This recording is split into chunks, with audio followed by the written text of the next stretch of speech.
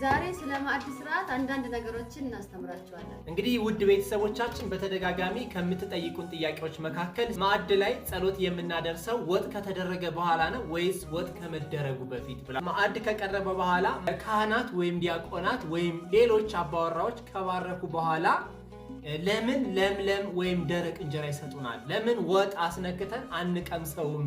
ማዕዱን ነው በእጃችን የምንባርከው ወይስ ደግሞ ፊታችን ነው የምናማትበው ብላችሁ ጠይቃችሁናል። ካህናት ወይም ሌሎች ሰዎች ቡራኬ ሲሰጡን ምን እያሉ ይሰጡናል? እኛስ ምን እያልን ነው የምንቀበላቸው? ማዕድ ስንጀምርም ሆነ ስንጨርስ የምንጸልየው ጸሎት ምንድን ነው? እነዚህን ጥያቄዎች እንመልስላችኋለን። ውድ ኦርቶዶክሳውያን ይህ ቪዲዮ ለሌሎች እህቶች ወንድሞች እንደሚጠቅማቸው እርግጠኞች ስለሆን ሼር፣ ኮፒ ሊንክ እና ላይክ አድርጉልን።